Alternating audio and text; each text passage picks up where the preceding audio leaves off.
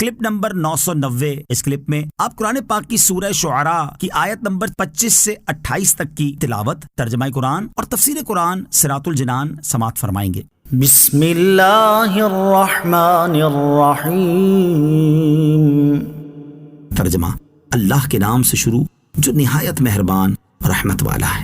قال لمن حولہ الا تستمعون قال ربکم ورب آبائکم الاولین۔ ترجمہ: فرعون نے اپنے آس پاس والوں سے کہا، کیا تم غور سے نہیں سن رہے؟ موسیٰ نے فرمایا، وہ تمہارا رب ہے اور تمہارے پہلے باپ داداؤں کا رب ہے۔ قال، کہا۔ اس آیت اور بعد والی آیت کا خلاصہ یہ ہے کہ فرعون کے آس پاس اس کی قوم کے سرداروں میں سے 500 شخص زیوروں سے آراستہ زرعی کرسیوں پر بیٹھے تھے، اور حضرت موسیٰ علیہ السلام کا جواب سن کر تعجب کرتے ہوئے فرعون نے ان سے کہا، کیا تم غور سے نہیں سنتے؟ اس کا مطلب یہ تھا کہ میں نے حضرت موسیٰ علیہ السلام سے سارے جہان کے رب کی ماہیت پوچھی ہے، اور یہ اس کے جواب میں اس کے افعال اور آثار بتا رہے ہیں۔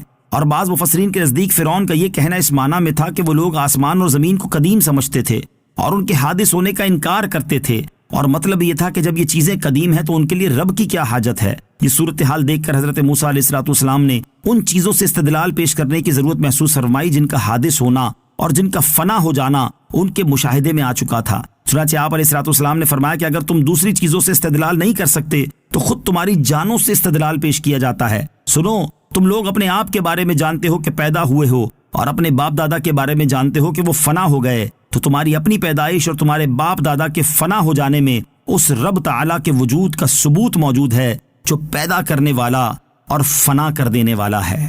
قال ان رسولکم الذی ارسل الیکم لمجنون۔ ترجمہ: فرعون نے کہا، بے شک تمہارا یہ رسول جو تمہاری طرف بھیجا گیا ہے ضرور دیوانہ ہے۔ قال، کہا۔ حضرت موسیٰ علیہ السلام کا جواب سن کر فرعون نے کہا، بے شک تمہارا یہ رسول جو تمہاری طرف بھیجا گیا ہے ضرور دیوانہ ہے۔ کہ یہ سوال ہی نہیں سمجھ سکا تو اس کا جواب کیا دے گا؟ بعض مفسرین کے نزدیک فرعون نے یہ اس لیے کہا کہ وہ اپنے سوا کسی معبود کے وجود کا قائل نہ تھا، اور جو اس کے معبود ہونے کا اعتقاد نہ رکھے اس کو وہ خارج از عقل کہتا تھا، اور حقیقتاً اس طرح کی گفتگو آدمی کی زبان پر اس وقت آتی ہے جب وہ عاجز ہو چکا ہو۔ لیکن حضرت موسیٰ علیہ السلام نے ہدایت کے فریضے کو علی وجہ الکمال ادا کیا، اور اس کی تمام لا یعنی گفتگو کے باوجود پھر مزید بیان کی طرف متوجہ ہوئے۔ قال رب المشرق والمغرب وما بينهما إن كنتم تعقلون۔ ترجمہ: موسیٰ نے فرمایا، وہ مشرق اور مغرب اور جو کچھ ان کے درمیان ہے سب کا رب ہے اگر تمہیں عقل ہو۔ قال، فرمایا۔ حضرت موسیٰ علیہ السلام نے فرمایا، سارے جہان کا رب وہ ہے جو مشرق اور مغرب اور جو کچھ ان کے درمیان ہے سب کا رب ہے اگر تمہیں عقل ہو۔ تو جو بات میں نے بیان کی اس سے اللہ تعالیٰ کے وجود پر استدلال کر سکتے ہو، کیونکہ مشرق سے سورج کا طلوع ہونا اور مغرب میں غروب ہو جانا اور سال کی فصلوں میں ایک معین حساب پر چلنا اور ہواؤں اور بارشوں وغیرہ کے نظام، یہ سب اس کے وجود و قدرت پر دلالت کرتے ہیں۔